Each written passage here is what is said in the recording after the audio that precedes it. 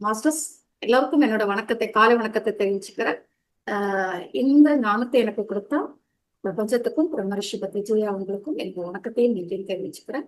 மேலும் தொடர்ந்து எனக்கு அந்த வாய்ப்பை கொடுத்துட்டு இருக்க பழனிக்கம் சாருக்கும் உங்களுடைய டீமுக்கு எல்லாருக்கும் என்னோட நன்றியும் வணக்கத்தையும் தெரிவிச்சுட்டு இந்த செஷன் ஆரம்பிக்கிறேன். மாஸ்டர்ஸ் நம்ம ஏற்கனவே துளசி தலை பார்த்துட்டு தான் இருக்கிறோம். பார்த்துட்டே இருக்கிறோம் இருந்துட்டோம். நிறைய இதை டாபிக் பார்த்துட்டு இருக்கோம். லாஸ்ட் கிளாஸ்ல அட்டன் பண்ணியிருப்பீங்க அப்படின்னு நினைக்கிறேன். நிறைய பேர் இருந்திருப்பீங்க அப்படின்னு நினைக்கிறேன். நம்ம லாஸ்ட்ல தர்மத்தை பத்தி பேசணும். தர்மம் அப்படின்னா என்ன அப்படின்னா, இந்த லோகத்துக்கும் நம்மளுடைய பரலோகத்துக்கும் எது நமக்கு சந்தோஷத்தை கொடுக்கக்கூடியதோ, எந்த செயல் நம்மளுக்கு சந்தோஷத்தை கொடுக்கக்கூடியதோ அதுதான் என்ன அப்படின்னா தர்மம் அப்படின்னு சொல்லி நம்ம சொல்லணும். ஓகேங்களா? அப்ப என்ன விதமான தர்மம்லாம் இருக்கு அப்படின்னா, ஒரு 3 விதமான தர்மம் பார்த்தோம். நம்மளுடைய சுதர்மா, அதாவது நம்மளுடைய உடம்புக்கு நம்ம என்ன செய்யணும் அந்த தர்மம், நம்மளுடைய ஆன்மாவுக்கு நம்ம என்ன செய்யணும் அந்த தர்மம், இதெல்லாம் முடிச்சுட்டு பரதர்மம், மற்றவங்களுக்கு நம்ம என்ன தெரிஞ்சுக்கிட்டோமோ அதை நம்மளுக்கு மற்றவங்களுக்கு சொல்றது. சோ இந்த மாதிரி தர்மங்கள்லாம் பார்த்தோம். தர்மோ ரக்ஷிதக, அதாவது தர்மம் காக்கும். நம்ம எவ்வளவுதான் இருந்தாலும் நம்ம செஞ்சக்கூடிய தர்மம் நம்மள பாதுகாக்கும் அப்படிங்கறதெல்லாம் நம்ம பார்த்தோம். அதே மாதிரி என்ன அப்படின்னா, மோகம் இருக்கிறது கூடவே கூடாது அப்படின்னு சொன்னோம். அதே மாதிரி கோரிக்கைகள் இருக்கலாம் சொன்னோம். கோரிக்கைகள் இல்லாம வாழ்க்கையே கிடையாது. ஞாபகம் வச்சுக்கோங்க மாஸ்டர்ஸ். ஆசை இல்லாம நம்மளுடைய வாழ்க்கை கிடையாது. நம்ம ஆசைப்பட்டாதான் நம்மளால வாழ முடியும். ஆனா மிதமிஞ்ச கோரிக்கைகள் தான் இருக்கக்கூடாது. அதாவது அளவுக்கு மீறிய ஆசைதான் இருக்கக்கூடாது. அதையும் நம்ம பார்த்தோம்.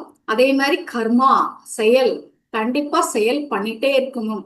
சும்மா இருக்க கூடாது. நல்லதோ கெட்டதோ நம்மளுடைய அந்த சோல் ஸ்டேட்டஸ்க்கு ஏத்தாப்புல, நம்மளுடைய குணநலங்களுக்கு ஏத்தாப்புல கண்டிப்பா நம்ம செயல்களை செய்யணும். செயலை நேரம்தான் நம்ம செயல் செய்ய பண்ணதான் நம்மளுக்கு அந்த அனுபவம் மூலமா நம்மளுக்கு ஞானம் எது அர்ஜுனம் எது, நம்மளுக்கு எது பண்ணணும் எது அனித்தியம் நித்தியம்னு தெரிய ஆரம்பிக்கும். சோ கர்மாவை கண்டிப்பா பண்ணணும், செயல் பண்ணிட்டே இருக்கணும் அப்படிங்கிறத நம்ம இதெல்லாமே பார்த்துட்டோம் ஏற்கனவே.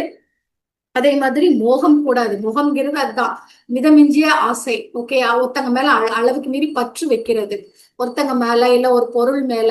சோ ஒரு பொருள் மேல ஆசைப்படலாம், செய்யலாம். ஆனா அதே மாதிரி நம்ம சக மனுஷங்க மேல, நம்மளுடைய உறவினர்கள் மேல பாசம் வைக்கலாம். ஆனா பற்று இருக்கக்கூடாது. அந்த மிதமிஞ்சிய ஆசை, அந்த மிதமிஞ்சிய பற்று இருக்கக்கூடாது. இதெல்லாம் பார்த்தோம். இன்னைக்கு என்ன பார்க்கலாம் அப்படின்னா, காரண காரியம். காரண காரியம் அப்படின்னா என்ன? காரணம் இல்லாமல் காரியம் இல்லை. நம்மதான் வி கிரியேட் அபோன் ரியாலிட்டி. நம்ம லைஃப்ல மறுபடி இது தெரிஞ்சுக்கிட்டாதான் இதை திருப்பி திருப்பி நமக்குள்ள மனனம் பண்ணணும். மனனம் பண்ணதான் நம்மளுக்கு நம்ம எந்த மாதிரி ஒரு ஸ்ட்ரகிள்ல நம்ம அனுபவிச்சாலும் நம்மளுக்கு புரியும். இதுக்கு காரணம் நம்ம அடுத்தவங்க மேல பழிய போட மாட்டோம். அதனால திருப்பி திருப்பி திருப்பி திருப்பி நம்ம இத மனனம் பண்ணலாம். அதாவது காரண பாவாத் காரிய பாக அப்படின்னு சொல்லியிருக்காங்க. அதாவது என்ன அப்படின்னா, காரணம் இருந்தால் மட்டுமே காரியம் நடக்கும். ஓகேயா?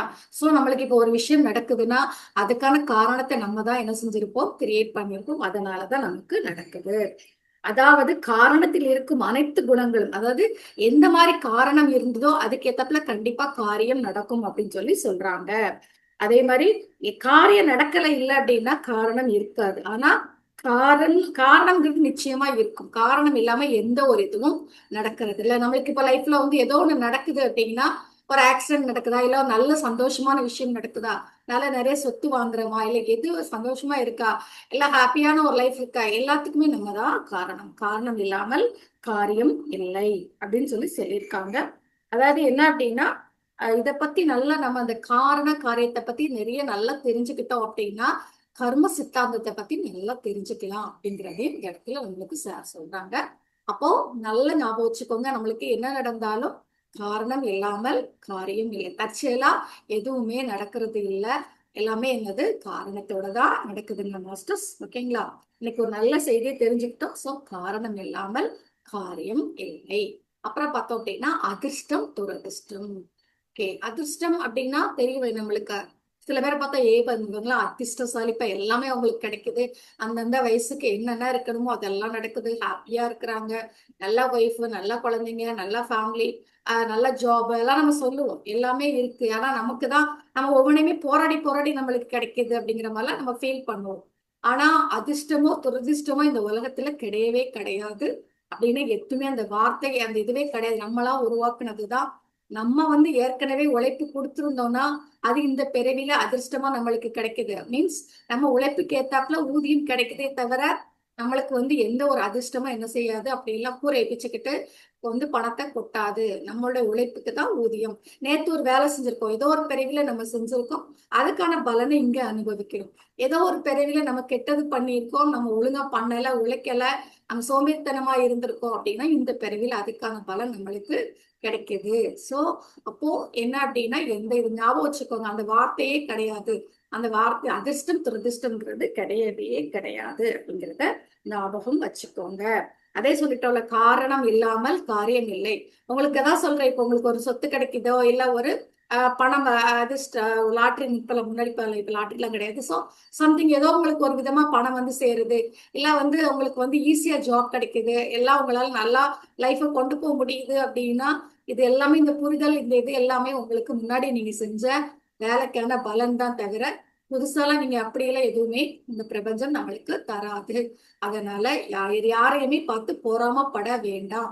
அவங்க அந்த இடத்துல உழைப்பு கொடுத்துருக்காங்க, இப்ப அதுக்கான இதை அனுபவிக்கிறாங்களே தவிர எதுவுமே சும்மாலாம் வராதுங்க மாஸ்டர்ஸ். எல்லாம் ஞாபகம் வச்சுக்கோங்க, அதிர்ஷ்டம் துரதிர்ஷ்டம் கிடையாது.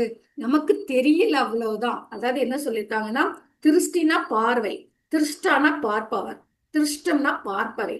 அதாவது பிளஸ் திருஷ்டம்னா பார்க்காது. அதாவது அதிர்ஷ்டம் அப்படின்னா என்ன அர்த்தம்னா நம்ம பார்க்காது, நம்மளுக்கு தெரியாதது அப்படின்னு தான் அர்த்தமே தவிர நம்மளுக்கு வந்து நமக்கு இப்ப தெரியல எப்படி எதுக்காக அவங்களுக்கு இதெல்லாம் கிடைக்குது அப்படிங்கிறது தெரியலையே தவிர மத்தபடி அதிர்ஷ்டம் அப்படிங்கறதெல்லாம் கிடையாது.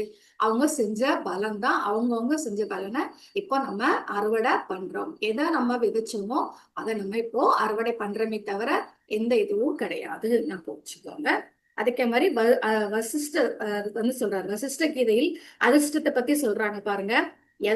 யதா சம்யத்தோ சம்யத்த தேயா ஏனா தத்தா தேனானு பூயத்தே ஸ்வகர்கமேவதி சாஸ்தே ஞான்யா வியதிர்த்தா சைன திருக்கும் கொடுத்துருக்காங்க. அதாவது யார் எப்படி முயற்சிக்கிறார்களோ அதன் பலனை அவன் அப்படியே அனுபவிக்கிறான்னு சொல்றான் பாருங்க.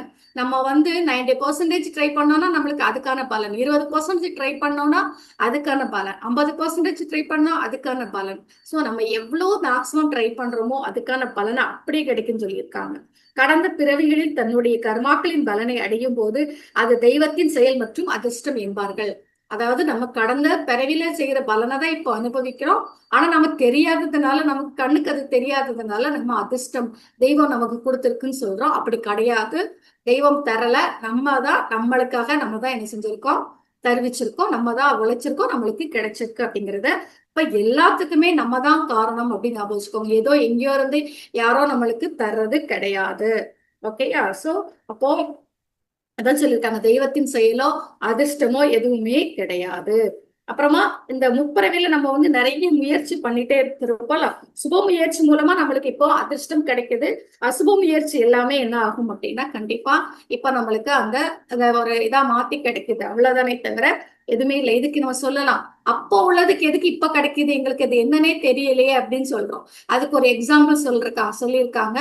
ஒரு நாள் நம்ம வந்து ஒரு முந்த நாள் வந்து ஒரு அஜீரணம் இருக்கு, ஒரு நம்மளுக்கு வந்து சரியாம ஒரு ப்ராப்ளம் இருக்குன்னா அதுக்கு நம்ம என்ன செஞ்சிருப்போம், மருந்து சாப்பிட்டுருப்போம். மருந்து சாப்பிட்டோம்னா மறுநாள் வந்து நம்ம ஹாப்பியா இருப்போம். கரெக்ட் தானே? மருந்து சாப்பிட்டோன்னே நம்மளுக்கு சரியாயிரும், மறுநாள் வந்து நம்ம ஹாப்பியா இருப்போம், நல்லா ஃபுட் எல்லாம் எடுத்துக்க முடியும். அப்போ என்ன அர்த்தம், நம்ம முன்னாடி இந்த மருந்து சாப்பிட்டுருக்கோம், முந்தின பிறவில அதுக்கான உழைப்பை நம்ம கொடுத்துருக்கோம், முந்தின பிறவில அதுக்கான முயற்சிகளை நிறைய பண்ணியிருக்கோம், அதுக்கான பலனை இப்ப நம்ம அனுபவிக்கிறோம். இல்ல முந்தின பிறவில ரொம்ப நம்ம சோம்பேறியா இருந்திருக்கோம், நம்ம அதுக்கான முயற்சி எதுவுமே பண்ணல அப்படின்னா இப்ப நம்மளுக்கு எதுவுமே கிடைக்கிறது இல்ல. சோ அதனால நல்லா ஞாபகம் வச்சுக்கோங்க, எல்லாமே நம்மளுடைய செயல்களோட விளைவுகளை தவிர தெய்வ செயலோ வேலை யாரோ எங்கேயோ இருந்து நம்மளுக்கு தூக்கி தர்றது கிடையாது. சோ இது நல்லா ஞாபகம் வச்சுக்கோங்க. சோ அதிர்ஷ்டம் துரதிர்ஷ்டத்தை பத்தி நல்லா தெரிஞ்சு வச்சுக்கோங்க. நெக்ஸ்ட் பாத்தீங்க அப்படின்னா மனித முயற்சியை பத்தி பேசுறாங்க சார். மனித முயற்சி உங்களுக்கே தெரியும். நம்ம மனுஷ முயற்சிங்கிறது ரொம்ப ரொம்ப பெரிய விஷயம். இதெல்லாம் விடுங்க. ஆன்மா அதெல்லாம் இல்லாமலேயே நம்ம வந்து மேக்சிமம் எவ்வளவோ பேர் ட்ரை பண்ணி நிறைய நிறைய விஷயங்களை அனுபவிச்சு இது பண்ணியிருக்காங்க. எவ்வளவோ பெரிய எப்படி சொல்றது, தொழிலதிபர்கள்லாம் பார்த்தீங்கன்னா எவ்வளவோ சாதனை, எவ்வளோ பெரிய இதெல்லாம் எடுத்துட்டு வந்து நிறைய விஷயம் பண்ணியிருக்காங்க. பெரிய பெரிய தலைவர்கள்லாம் என்ன செஞ்சிருக்காங்க, எவ்வளவோ பெரிய விஷயத்தெல்லாம் என்ன செஞ்சிருக்காங்க, அவங்களுடைய மனித முயற்சியால மட்டும்தான் பண்ணியிருக்காங்க. ஸோ அதுக்கெல்லாம் உங்களுக்கு எக்ஸ்ட்ரா பவர்லாம் அவங்களுக்குலாம் இல்லை. ஸோ அந்த ஏன்னா நம்மளுக்கு வந்து அந்த பிரபஞ்சம் எல்லாம் சேர்ந்துதான் நம்மளுக்கு தந்திருக்கு. எல்லா விதமான எனர்ஜி நமக்கு இருக்கிறதுனால நமக்கு கண்டிப்பா மேக்சிமம் ட்ரை பண்ணும்போது நமக்கு எல்லா விதமான இதுவும் நம்மளுக்கு கிடைக்கும். நம்ம தான் ஒரு லிமிட் போட்டு பயம் அந்த மாதிரி நிறைய விஷயத்தால நம்ம சுருக்கி வச்சிருக்கேமே தவிர, மற்றபடி நம்ம கிட்ட நிறைய நிறைய நிறைய நிறைய ஆற்றல் இருக்கு.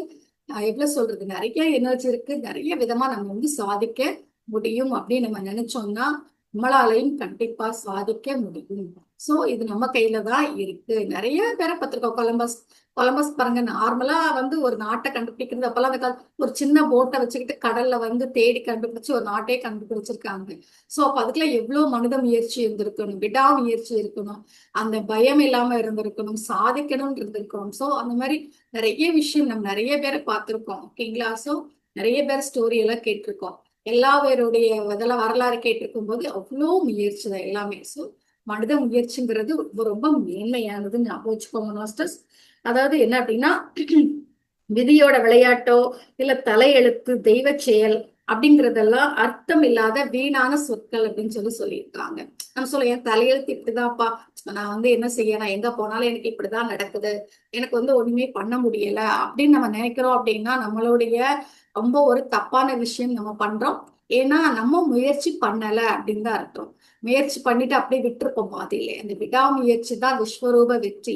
சோ நிறைய பேர் பாத்தீங்கன்னா கண்டிப்பா ஈஸியால எதையும் சாதிக்கல. அவங்க அவ்வளோ எஃபோர்ட் போட போய் தான் அதை சாதிக்க முடிஞ்சிச்சு. தொடர்ந்து சிகரத்துல எவரெஸ்ட் சிகரத்துல ஏறுறாங்க, எவ்வளவோ விஷயம் பண்றாங்க அப்படின்னா அந்த இதுல வந்து அவங்களுடைய வந்து முயற்சி இல்லாம கிடையாது. இன்னொன்னு அவங்களால பண்ணும்போது நம்மளால ஏன் பண்ண முடியல அப்படின்னா, அப்ப இந்த இடத்துல நம்ம தான் என்ன செய்யல, ட்ரை பண்ணல அப்படின்னு அர்த்தம் மாஸ்டர்ஸ். சோ நம்ம சோம்பேறித்தனத்துக்கு மத்தவங்க மேல எதுவும் செய்யக்கூடாது. தலையெழுத்து மேலேயோ இல்ல தெய்வத்து மேலேயோ எங்கேயோ இருக்க அப்படின்னு சொல்லிட்டு அவங்க தெய்வம் எனக்கு தரல, எனக்கு வந்து இந்த மாதிரி கிடைக்கல, நான் வந்து எடுத்துட்டு வந்த விதி அப்படி, என்னோட விதி அப்படின்னு சொல்லி நம்மளே நம்ம சமாதானப்படுத்திக்கிறீங்க தவிர இதுக்கான இந்த இது எதுவுமே கிடையாது அப்படிங்கறது சார் வந்து இந்த இடத்துல அவங்க உங்களுக்கு ஆணித்தரமா சொல்றாங்க. இனிமையாவது நம்ம என்ன பண்ண வேண்டாம், இந்த தலையெழுத்து, இந்த கடவுளை எனக்கு இப்படி கொடுத்துட்டாரு அப்படிலாம் நம்ம சொல்ல வேண்டாம். நமக்கு ஒண்ணு கிடைக்குது அப்படின்னா அதுக்கு முழு முழு முழு முழு காரணம் 100% நம்ம மட்டும்தான், நம்மளை தவிர வேற யாருமே கிடையாது. ஓகே, அப்போ சொன்னால அந்த மனித முயற்சியால தான் இந்த நம்ம டெவலப் ஆயிருக்கோம். இவ்வளவு தூரம் நம்ம வந்து குகையில இருந்து வாழ்ந்தவங்க நம்ம மனுஷங்க. இப்ப இப்படி வாழ்வோம்னா இதுக்கு வந்து என்ன, இது கண்டிப்பா மனித முயற்சி தானே காரணம். அப்போ மனிதன் கிட்ட எவ்வளவு இருக்கு, சரியா? சோ அப்ப நம்ம மனுஷன் நினைச்சா எது வேணாலும் நடத்தி காட்டலாம். நம்ம செய்யல, நம்ம ட்ரை பண்ண மாட்டேங்கிறோம் அல்லது பாதியில விட்டுறோம் அப்படிங்கிறது தான் காரணமே தவிர வேற எதுவும் கிடையாது. சோ நான் வச்சுக்கோங்க. நெக்ஸ்ட் வந்து பார்த்தோம் அப்படின்னா ஸ்வேச்சா அப்படின்னு சொல்றாங்க. அதாவது சுய இச்சை. பாருங்க, மறுபடியும் மறுபடியும் அதே தான் சொல்லிட்டு இருக்காங்க. ஒரே நிமிஷம்.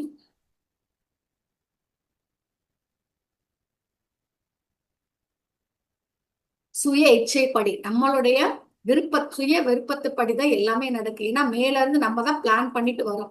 எனக்கு இந்த மாதிரி நான் ஒரு லைஃப், ஒரு ஏழையா வாழணும், இல்ல பணக்காரனா வாழணும், இல்ல ஆணா வாழணும், பெண்ணா வாழணும், இதை நான் தெரிஞ்சுக்கணும், இந்த ஃபேமிலிக்கு வரணும், இந்த நாட்டுக்கு வரணும், எல்லாமே நம்ம பிளான் பண்ணிட்டு தான் நம்ம வரும். நம்மளுடைய சூழ்நிலையை நம்ம தான் என்ன செஞ்சுட்டு இருக்கோம், உருவாக்கிட்டு வரோம். நம்மளுடைய சுய இச்சைப்படிதான் எல்லாமே நடக்குது. கீழே வந்ததுக்கு அப்புறம் நம்ம மறந்துடுறோமே தவிர மத்தபடி எல்லாமே நம்ம தான். அப்போ நம்ம யாரையுமே மேல இல்ல இவளாலதான் அப்படின்னு நிறைய பேர் ஒய்ஃப சொல்லுவாங்க. நிறைய பேர் எல்லாரும் இவராலன்னு ஹஸ்பண்ட சொல்லுவாங்க. ஓகே, இல்ல பிள்ளைங்க மேல பழி போடுவோம், அப்பா அம்மா மேல பழிய போடுவோம். இந்த நல்ல குடும்பத்துல பிறந்தா நான் இன்னும் நல்லா இருந்திருப்பேன், இந்த ஊர்ல இன்னும் ஒரு சிட்டில பிறந்திருந்தேன்னா நான் நல்லா இருந்திருப்பேன், இந்த வில்லேஜ்ல பிறந்தனால இப்படி எப்படின்னு சொல்லுவோம். பட் அந்த மாதிரி எல்லாம் எதுவுமே கிடையாது. எல்லாமே நம்மளுடைய சுய விருப்பத்தின் பேர்ல தான் எல்லாமே நடக்குது அப்படின்னு சொன்னது யாரு அப்படின்னா சேத் மாஸ்டர். உன்னுடைய வாஸ்தவங்களை, உன்னுடைய சூழ்நிலைகளை, உன்னுடைய வாழ்க்கை முறையை எல்லாத்தையுமே நீதான் கிரியேட் பண்ற, வேற யாருமே கிடையாதுன்னு அவரு திருப்பி திருப்பி சொல்றாரு. உன்னுடைய வாழ்க்கைக்கு நீதான் படைப்பாளி, நீதான் டைரக்டர், நீதான் டைரக்ட் பண்ற உன்னோட லைஃப். அந்த சினிமாவை நம்ம தான் எடுக்கிறோமே தவிர வேற யாரும் என்ன செய்யல, எடுக்கல. அந்த சினிமா கேவலமா இருந்தா அதுக்கு காரணம் யாரு? சச்சம் நம்ம தான். ஓகேயா? அப்போ அதனால இந்த மாதிரில தெரியணும் அப்படின்னா, நமக்கு இது புரியல அப்படின்னா நமக்கு வந்து அந்த அறியாமையில இருக்கும். அப்போ நம்ம நல்லா தியானம் பண்ணி அந்த தேர்டையை வந்து ஆக்டிவேட் பண்ண ஆரம்பிக்க, அந்த தேர்டையை வந்து ஊக்குவிக்க ஆரம்பிக்க, அது நல்லா வர வர ஆட்டோமேட்டிக்கா நமக்கு புரிதல் வந்துடும். நம்ம சொல்றோம்ல, தியானம் பண்ணா தெளிவு வரும். எப்படி தெளிவு வரும்?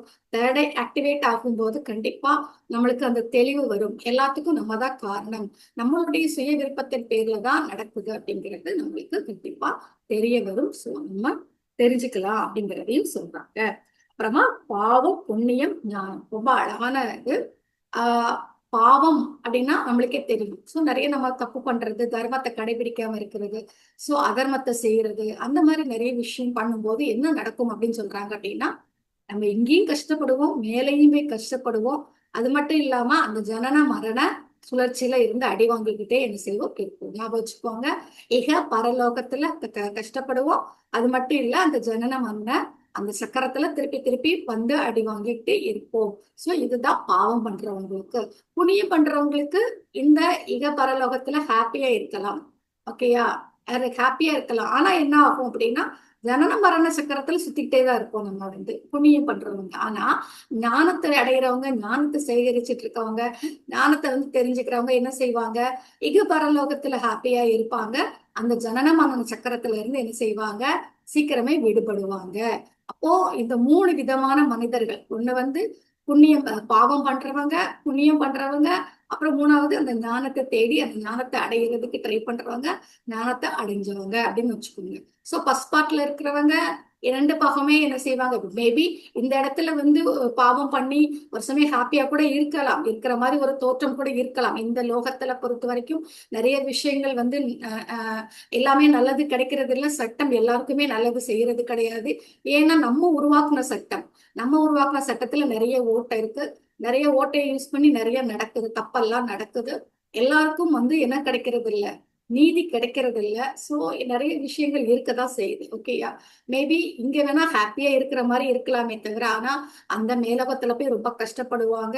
அதே மாதிரி அந்த ஜனன மர சக்கரத்துல உள்ள வந்து இன்னும் ரொம்ப அவதிப்படுறவங்க யாரு அப்படின்னா, பாவம் பண்றவங்க. புண்ணியம் பண்றவங்க 2 பக்கமும் ஹாப்பியா இருப்பாங்க. இங்க கூட கொஞ்சம் ஹாப்பியா இல்லாம இருந்தா கூட மேல ரொம்ப ஹாப்பியா இருப்பாங்க. ஆனா என்ன இருக்கும், ஜனன மரண சக்கரத்துல மாட்டிப்பாங்க. ஆனா அந்த ஞானத்தை அடைகிறவங்க, ஞானத்தை தேடி அங்க மூவ் ஆகி அங்க அடைகிறவங்க 2 பக்கமுமே ஹாப்பியா இருப்பாங்க. ஏன்னா இது வந்து ரொம்ப பெர்மனன்ட். ஏன்னா 2 பக்கம் ஞானம் அடையும் போது கண்டிப்பா இங்கேயும் நம்ம ஹாப்பியா தான் இருக்கும், மேலையும் போய் ஹாப்பியா தான் இருக்கும். அந்த ஜனன மரண சக்கரத்துல இருந்து ரிலாக்ஸ்ட் ஆகி ஃபுல்லாவே நம்ம பெர்மனண்டா ஹாப்பியா இருப்போம். சோ அப்போ இதுதான் சரியான வாழ்க்கைன்னு சொல்றாங்க. என்ன பண்ணணும் அப்படின்னு சொல்றாங்க அப்படின்னா, சார் நம்ம வந்து அப்பப்போ நம்ம வந்து ஃபுல் நம்ம வாழ்க்கையில தர்மத்தை கடைபிடிக்கணும். அதுக்கப்புறம் மீதி இருக்க டைம்ல என்ன செய்யணும், ஞானத்தை தேடணும் அப்படின்றாங்க. அழகா சொல்லிட்டாங்க. ஒண்ணு ஃபர்ஸ்ட் வந்து என்ன பண்ணணும், டெய்லி நம்ம லைஃப்ல கண்டிப்பா தர்மத்தை கடைபிடிக்கணும். தர்மம்ங்கிறது நான் அன்னைக்கே சொன்னேன். என்ன அப்படின்னா, இந்த 2 லோகத்திலையும் நம்மளுக்கு எந்த செயல் வந்து சந்தோஷத்தை கொடுக்குறதோ அதுதான் தர்மம். அது மட்டும் இல்ல, அந்த தர்மம் எதை பொறுத்து இருக்கு அப்படின்னா, நம்மளுடைய உடல்நிலை, நம்மளுடைய ஆன்ம நிலை, 2ஐயும் பொறுத்துதான் நம்மளுடைய தர்மம் மாறுபடும். என் வயசு இப்போ எனக்கு வந்து என்ன 40 வயசு இல்ல, 30 வயசு இல்ல, 20 வயசுனா, 20 வயசுல ஸ்டூடெண்டா இருப்பேன். நான் ஸ்டூடெண்டா இருந்தா அதுக்கான தர்மம் நான் பண்ணணும். அதுக்கான என்னோட ஆன்ம பொசிஷன் எப்படி இருக்கோ அதுக்கேத்தாப்புல நான் பண்ணணும். இதே 50 வயசுலன்னா என்னோட உடல் நிலையம் எப்படி இருக்கு, என்னோட ஆன்ம நிலை எப்படி இருக்கு, நான் 2ஐயும் பொறுத்து என்னுடைய அந்த தர்மம் இருக்கு. ஓகே, தர்மம் வந்து ஆளுக்கு ஆளு வேறுபடும், வயசுக்கு வயசு வேறுபடும். அப்போ அந்த கரெக்டா அந்த இதுக்கான தர்மத்தை நம்ம பண்ணிட்டு மீதி இருக்க டைம்ல நம்ம என்ன பண்ணணும் அப்படின்னா, நம்ம வந்து இந்த ஞானத்தை தேடுறதுக்கான ப்ராசஸ நம்ம கொண்டு வரணும். இப்போ ஞானத்தை தேடணும்னா என்ன பண்ணணும், ஆஸ் யூஷுவல் தியானம், சுவாத்தியாயம், சத்சங்கம், என்னது மௌனம், சேவம். சோ இது எல்லாமே சேர்ந்ததுதான். ஓகேயா? சோ இந்த ப்ராசஸ்ல நம்ம ஈடுபடணும் அப்படின்னு சொல்லி பத்ரிசா சொல்றாங்க. நல்லா ஈஸியா சொல்லிட்டாங்க. லைஃப்ல என்ன பண்ணணும், ஃபர்ஸ்ட் தர்மத்தை கடைபிடிக்கணும். அப்புறமா மீதி இருக்க டைம்ல என்ன செய்யணும், ஞானத்தை தேடணும். அப்போ ஞானத்தை தேட தேட தேட தேட தேட ஆட்டோமேட்டிக்கா நம்ம ஹாப்பியாவும் ஆயிடுவோம். அந்த ஜனன மரண சக்கரத்துல இருந்து விடுபட்டு பெர்மனண்டா ஒரு நல்ல சந்தோஷமான நிலைய, பேரானந்த நிலையவும் அடைய முடியும். இல்லையா? எவ்வளவு அழகா சொல்லிட்டாங்க பாருங்க. நெக்ஸ்ட் பாத்தீங்க அப்படின்னா இதெல்லாம் ரொம்ப அழகு. ஏன்னா லைஃப்ல வந்து கடைபிடிக்க வேண்டிய விஷயங்கள் ரொம்ப ஈஸியா அழகா சொல்லியிருக்காங்க. நெக்ஸ்ட் வந்து வியாதி. வியாதி பாத்தீங்க அப்படின்னா நம்ம இதை எல்லாருமே கேள்விப்பட்டிருப்பீங்க. நல்ல ஒரு இது பூர்வ ஜென்ம கிருதம் பாவம் வியாதி ரூபேன பீடியத்தே. பூர்வ ஜென்ம கிருதம் பாவம் வியாதி ரூபேன பீடியத்தே. அதாவது நம்ம பூர்வ ஜென்மத்துல செஞ்ச பாவம் தான் இப்போ வியாதியா வருது. ஞாபகம் வச்சுக்கோங்க. உங்களுக்கு தலை வலிக்குதா, இல்ல வயிறு வலிக்குதா, கால் வலிக்குதா, என்ன வலிச்சாலும் நம்ம செஞ்ச பாவத்தோட விளைவுதான் வியாதி.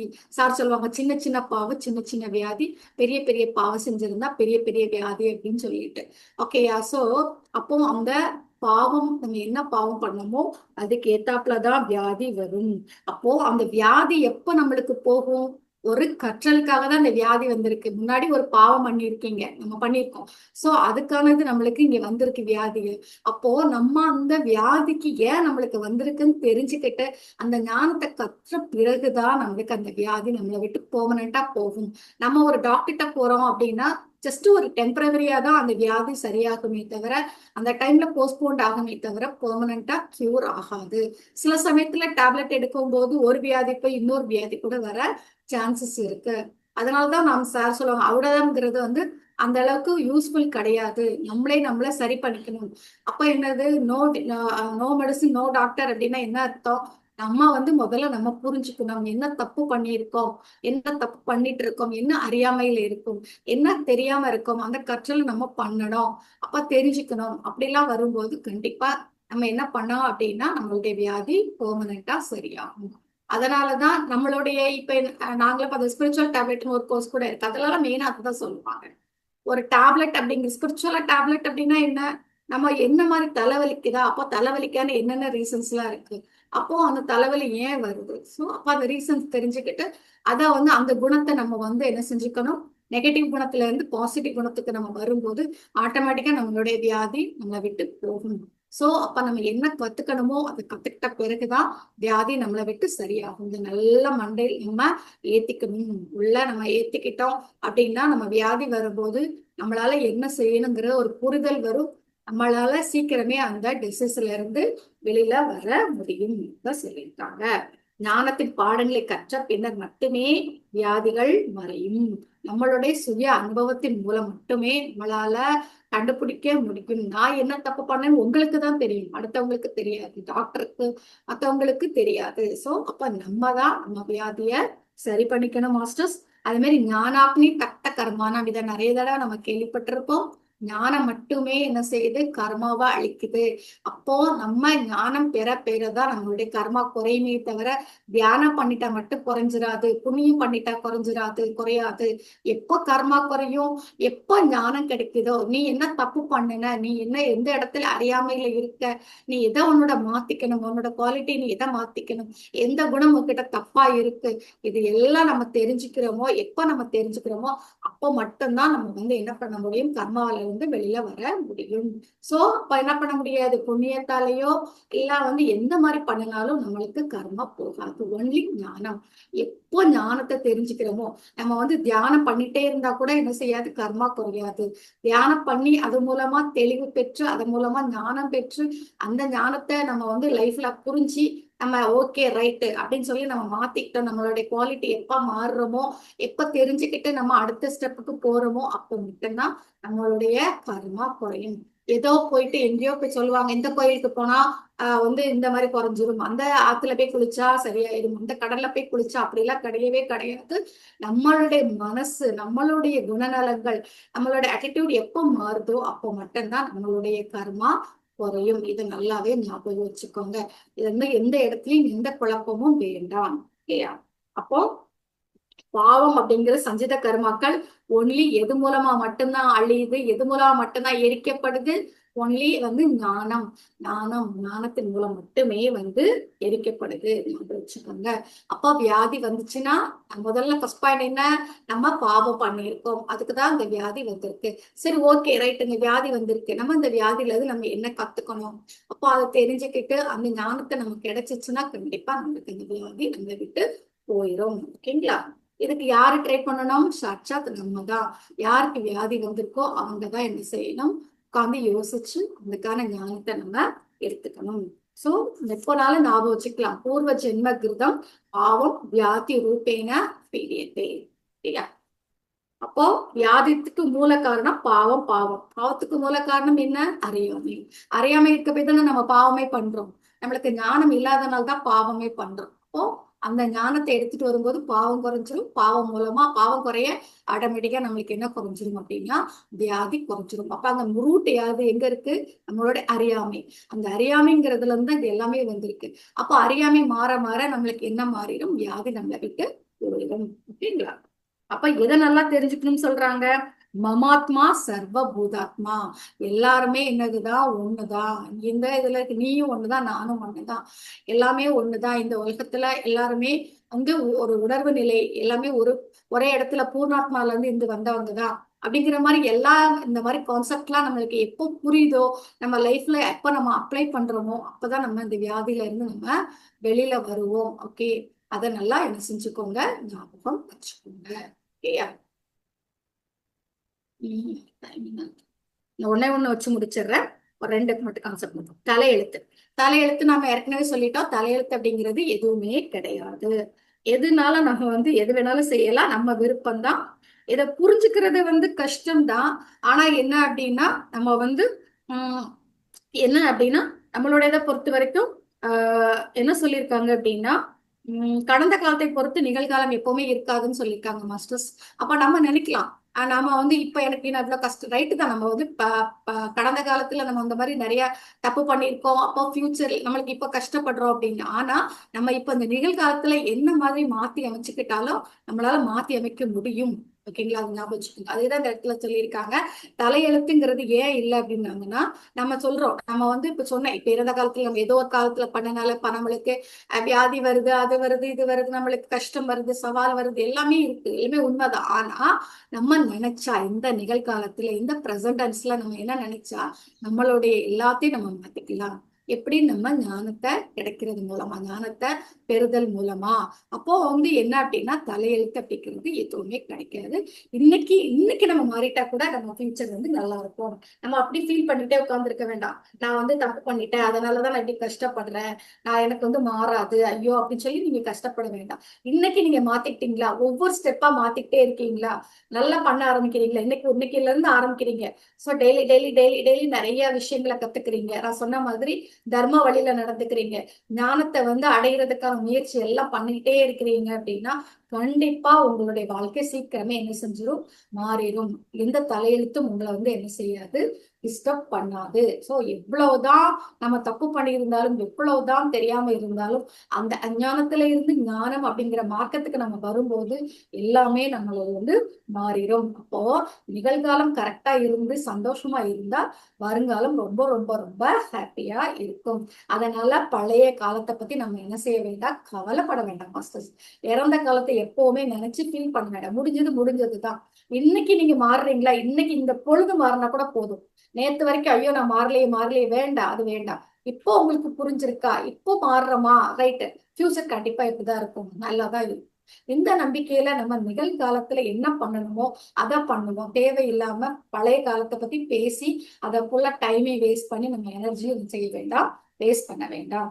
என்ன சொல்லியிருக்காங்க கூட கீதையில கூட, நீ மற்றவர்களை விட மோசமானவனாக பாவம் செய்தவனாக இருந்தாலும், பாருங்க எவ்வளவுதான் பாவம் பண்ணி போனா, ஏதோ 10 பேருக்கு நிறைய பேர்ல பாவம் பண்ணிட்டோம் எல்லாம். இப்ப நம்மளுக்கு தெரிய ஆரம்பிச்சிச்சு. நீ தெரிஞ்ச பொழுதுல இருந்து நீங்க மாத்திக்கிட்டீங்க சொல்லியிருக்காங்கதான். நீ எப்படி இருந்தாலும் இந்த ஞானம் அப்படிங்கிற புயல் காற்றுனால எல்லா பாவமும் அழிஞ்சு வரும். எல்லா விதமான நோயில இருந்து நீ வெளியில வந்துடலான்றாங்க.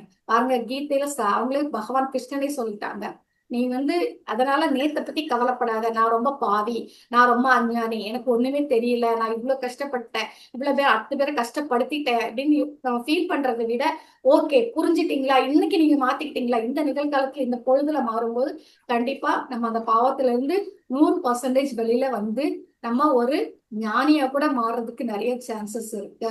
ஓகேங்களா? சோ நிறைய சான்சஸ் இல்லை, இது வந்து எல்லாமே இது வந்து உண்மை சத்தியம் சொல்லியிருக்காங்க. சோ அதனால பழையதை பத்தி பேசவே வேண்டாம். நேத்து நடந்ததை பத்தியோ முந்தா நாள் நடந்ததை பத்தியோ முந்தா நாள் போன வருஷம் 10 வருஷத்துக்கு முன்னாடி அப்படின்னு சொல்லி நம்ம எதையுமே பத்தி பேசவும் வேண்டாம், நடக்கவும் வேண்டாம், எதையும் செய்ய வேண்டாம். அதுல இருந்து இருக்கக்கூடிய அனுபவத்தை மட்டுமே நம்ம எடுத்துப்போம். மற்றபடி வேற எதுவுமே இங்க வேண்டாம் அப்படிங்கிறது சொல்லியிருக்காங்க. அதனால நிகழ்காலம் மட்டும்தான் சத்தியமே தவிர மத்தபடி ரெண்டும் வர்றது ஒண்ணு இது கிடையாது அப்படிங்கிறத சொல்லியிருக்காங்க. ஓகேங்களா? சோ ரொம்ப அழகான இது. அப்போ கடந்த காலத்தை பொறுத்து எப்படியுமே என்ன செய்யாது, நிகழ்காலம் இருக்காது. ஞாபகம் வச்சுக்கோங்க. நம்ம ஏன் அப்படி இருக்குது, நம்ம என்ன பண்ணுவோம் அப்படின்னா, இப்போ நான் சொல்ற மாதிரி, இப்போ நம்ம ஒரு ஃபேமிலியில பிறந்துட்டோம்னா என்ன பண்ணுவோம், நம்மளுடைய அந்த பழைய நம்மளுடைய அப்பா அம்மா, நம்மளுடைய தாத்தா பாட்டி, அவங்க அவங்க ஒரு ட்ரெடிஷ்னல் நிறைய விஷயத்த பண்ணிட்டு இருந்திருப்பாங்க. அதை அப்படியே புடிச்சு பண்ணிட்டு இருப்போம். நம்மளுக்கு பிடிக்குதோ பிடிக்கலையோ பண்ணுவோம். அதுல நம்ம ஒழுங்கா இருக்கா, அதுல சயின்ஸ் இருக்கா இல்லையான்னு தெரிஞ்சு கூட பண்ணிட்டு இருப்போம். அது மாதிரி ஃபுட் எல்லாம் பாத்தீங்கன்னா சொல்லுவாங்க, ஹெரிட்டரியா சுகர் வருது, ஹெரிட்டரியா இதெல்லாம் வருதுன்னா சும்மா அது மட்டும்னால வருது இல்ல, நம்மளுடைய பழக்க வழக்கத்தை மாத்தாம தான் மாஸ்டர்ஸ் வருது. நீங்க உங்க அப்பா அம்மா மாதிரியே நம்ம சாப்பிடுவோம், அவங்க மாதிரியே விரதம் இருப்போம், அவங்க மாதிரியே பூஜை பண்ணுவோம், அவங்க மாதிரியே எல்லாம் பண்ணுவோம், அவங்க மாதிரியே மூட பழக்கத்தை அப்படி நம்மளும் ஃபாலோ பண்ணுவோம். அவங்களுக்காச்சும் தெரியாம பண்ணியிருக்காங்க, நம்ம என்ன பண்றோம், தெரிஞ்சு கூட அதை என்ன செஞ்சுட்டு இருப்போம், பண்ணிட்டு இருப்போம். அதனால அதே மாதிரி அரிசி, அதே மாதிரி சாப்பாடு, அதே மாதிரி எல்லாம் பண்றதுனால மட்டும்தான் நமக்கு அந்த மரபு வழியா நம்மளுக்கு அந்த வியாதி கூட நம்மளுக்கு என்ன செய்யுது, கடத்தப்படுது.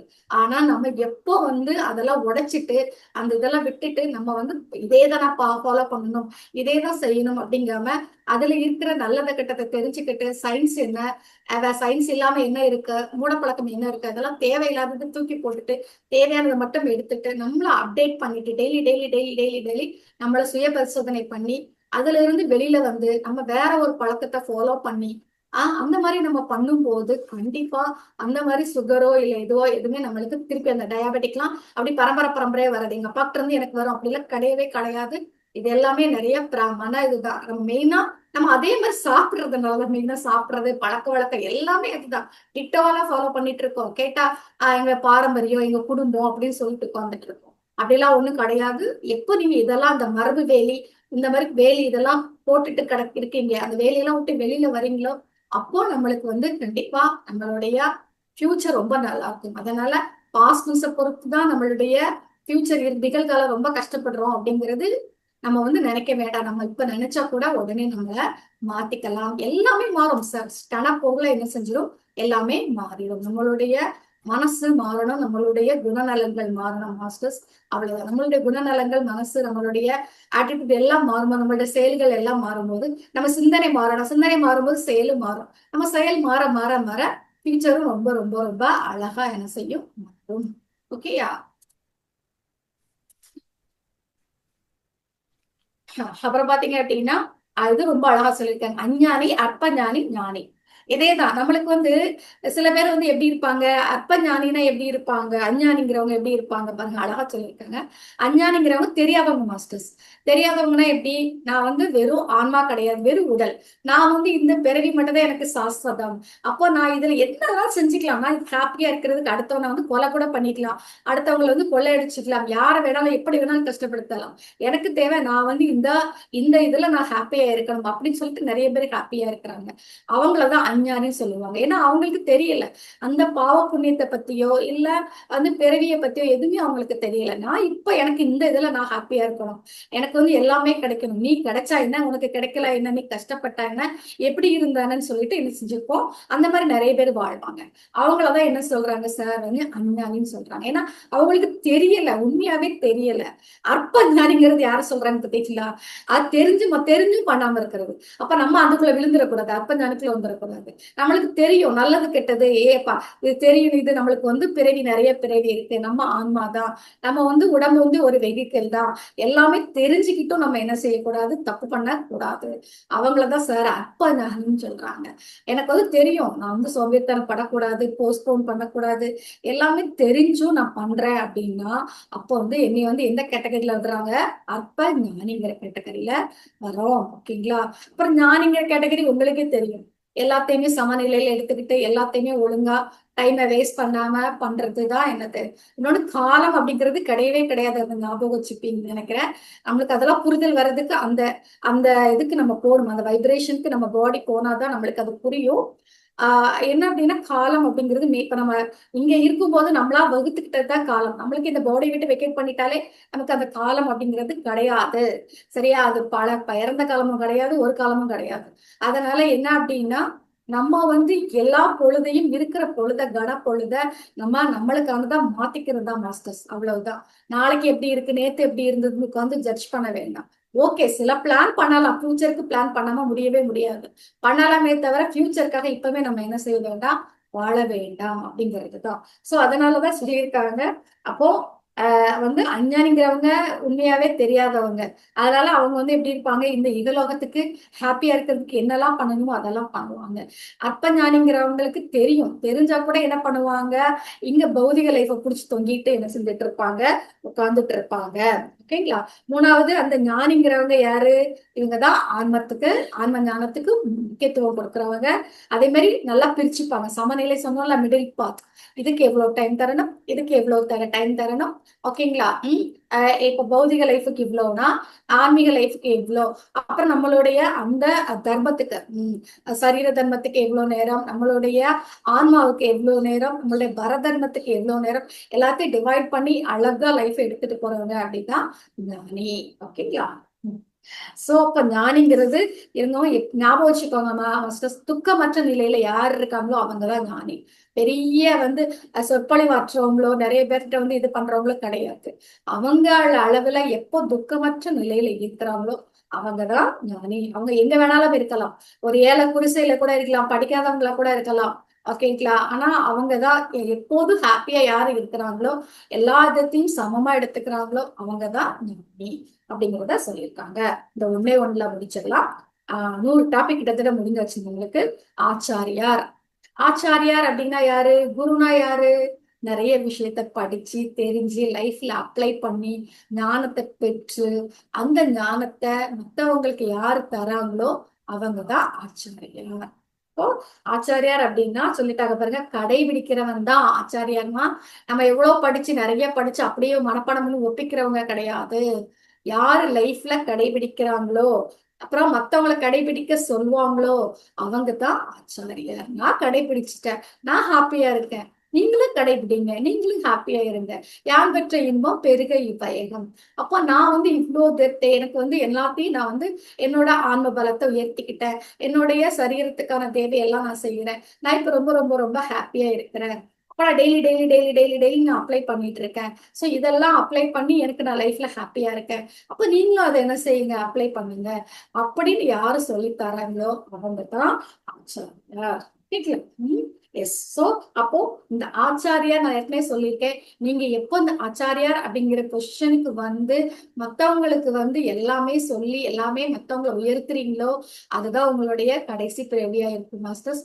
அப்போ என்ன அப்படின்னா நம்ம ஜஸ்ட் நம்மளுக்கு தெரிஞ்சு நம்ம லைஃப்ல ஃபுல் அண்ட் ஃபுல் கடைபிடிச்சு நம்மளுடைய சுயதர்மத்தை நல்லா நம்மளுடைய தர்மம் எல்லாத்தையும் நம்ம வந்து எடுத்துட்டு வந்து செஞ்சு டெய்லி டெய்லி நம்மள சுய பரிசோதனை பண்ணி நம்ம வந்து லைஃப்ல எல்லா ஆனந்தத்தையும் பெற்றதுக்கு அப்புறம் அதை வந்து மத்தவங்களுக்கு என்ன செய்யணும், நம்மளே தெரியாம அறவேக்காடா இருந்துகிட்டு என்ன செய்யக்கூடாது, சொல்லக்கூடாது. எங்கேயோ படிச்சு யாரோ சொன்னாங்கிறது என்ன செய்யக்கூடாது, சொல்லக்கூடாது. நீ வந்து என்ன உனக்கு சுய முயற்சியில உனக்கு வந்து நீ வந்து எப்படி அப்ளை பண்ணி அதுல இருந்து வெளியில வந்தியோ அதை வந்து நீ சொல்லணும். அப்ப சொல்லும் போது மத்தவங்களுக்கு அது உள்ள போய் சேரவும் செய்யும், அவங்களும் அதை ஃபாலோ பண்ணுவாங்களே தவிர மறந்துடாதீங்க, எங்கேயோ படிச்சு யாரோ சொன்னதை நம்ம என்ன செய்யக்கூடாது, பரிசோதனை பண்ணாம சொல்லக்கூடாது. சோ இதுதான். அப்போ இது இந்த மாதிரி யாரு சொல்லி மத்தவங்களையும் மாத்துறாங்களோ அவங்கதான் ஆச்சாரியர். அவங்க அந்த ஆச்சாரியர் நிலைமை வரும்போதுதான் நம்மளுடைய பிறவி கடைசி பிறவியா இருக்கும். நம்ம ஏற்கனவே படிச்சிருக்கோம், கோத்திர பந்தம் சொல்லுவாங்க. கோத்திர பந்தம்னாலே என்ன அப்படின்னா இதுதான். அப்ப எப்ப நம்ம அந்த பந்தத்துக்குள்ள வரோமோ, ஆச்சாரியாங்கிற பந்தத்துக்குள்ள நம்ம வரோமோ அப்போ அந்த பிறவி நம்மளுக்கு கடைசி பிறவியா இருக்கும். சோ அப்ப எல்லாருமே ஆச்சாரியரா மாறணும் அப்படின்னு சொல்லி உங்களை வாழ்த்தி இந்த செஷனை முடிக்கிறேன் மிஸ்டர்ஸ். நன்றி, வணக்கம். இவ்வளவு நேரம் பொறுமையா கேட்டதுக்கு மீண்டும் மீண்டும் என்னுடைய வணக்கத்தையும் நன்றியும் தெரிவிச்சுக்கிறேன் மிஸ்டர்ஸ்.